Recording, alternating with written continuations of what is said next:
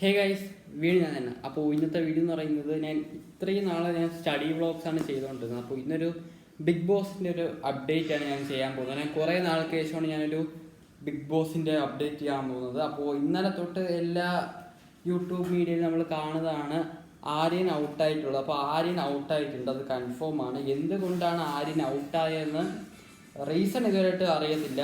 കാരണം ആര്യൻ ടിക്കറ്റ് ഫിനാലിലേക്ക് നല്ലൊരു ഗുഡ് ഗെയിമറായിരുന്നു. ആര്യനെ പോലത്തെ ഒരു ഗെയിമർ ആ ബിഗ് ബോസ് ഇതിനകത്ത് ഇല്ല. ആര്യൻ നല്ലൊരു ഗെയിമറായിരുന്നു. എന്നിട്ട് ആര്യനെ എന്തുകൊണ്ട് ഔട്ടാക്കി വിട്ടേന്ന് അറിയത്തില്ല. ഇതൊരു അൺഫെയർ എവിക്ഷനാണ്. ഇതൊട്ട് ഫെയർ ആയിട്ടുള്ള എവിക്ഷൻ അല്ല, ഇതൊരു അൺഫെയർ എവിക്ഷനാണ്. എന്തുകൊണ്ട് ഔട്ടാക്കിയതിന് യാതൊരുവിധ റീസണും ഇല്ല.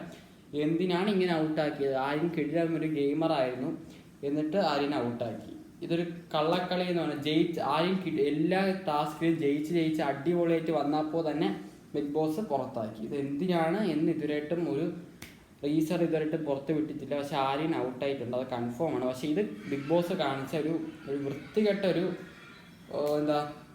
ഒരു വൃത്തികെട്ട പരിപാടിയായിപ്പോൾ ആര്യൻ ഔട്ടാക്കിയത്. കാരണം കിടിലൻ ഗെയിമറായിരുന്നു, എല്ലാത്തിലും ആക്റ്റീവായിരുന്നു.